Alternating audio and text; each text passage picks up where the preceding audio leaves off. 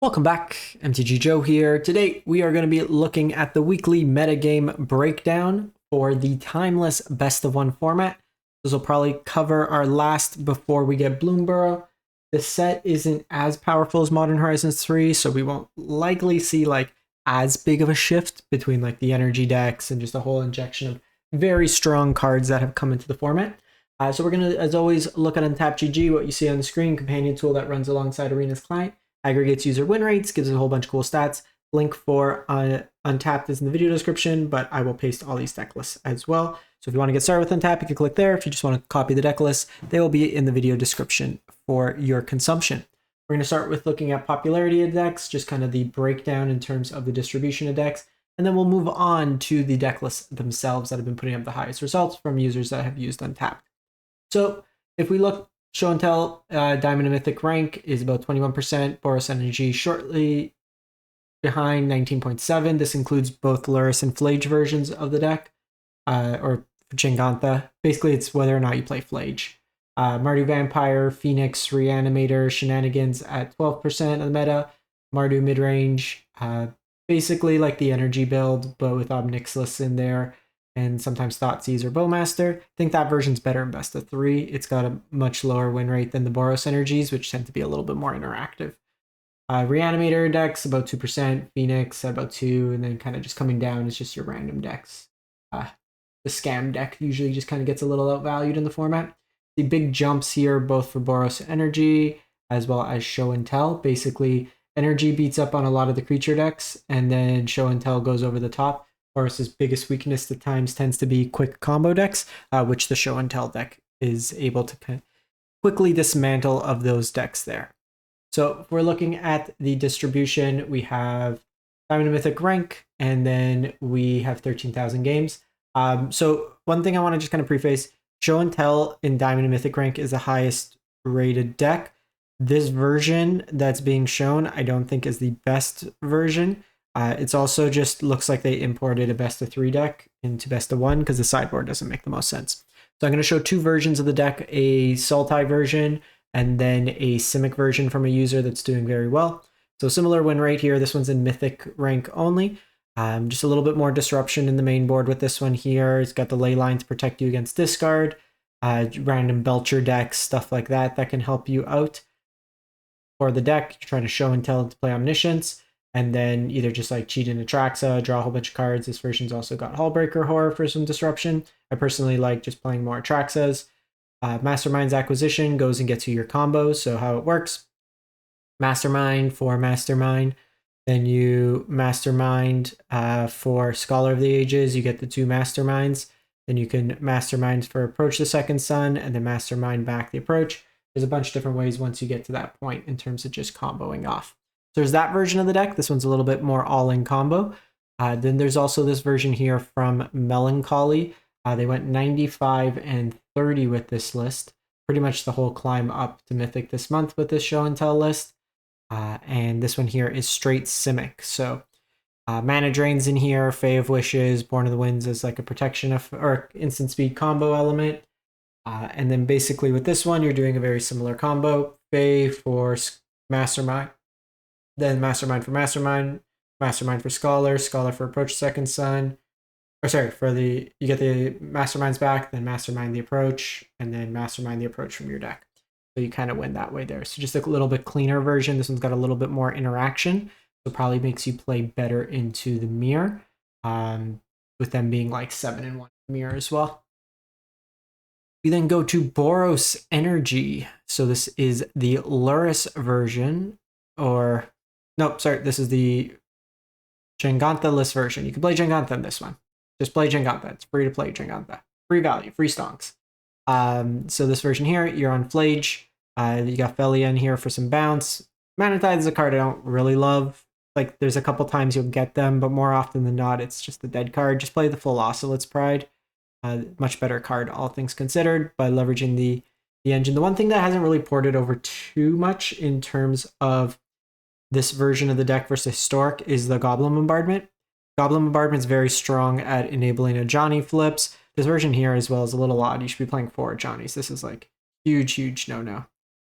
So It's got a high win rate, but I would say little elements that just don't seem the best.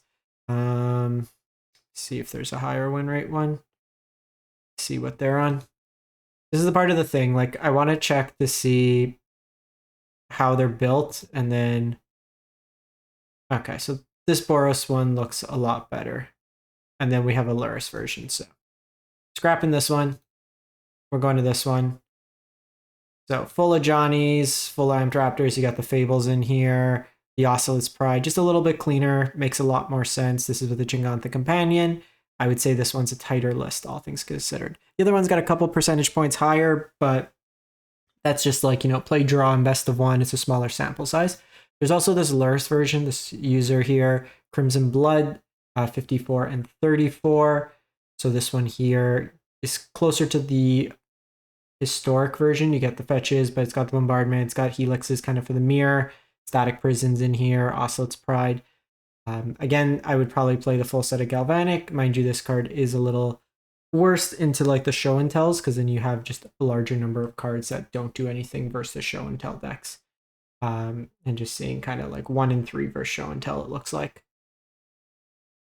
We then go to Rakdos Scam. This one's at 70% win rate. So this is kind of all-in scam. You have your griefs, your furies, your trolls to kind of toss away and then reanimate. So you can either reanimate these cards on turn 1 for value, or you can hold full control, not dead after all, any of your evoke elementals to get them back that turn.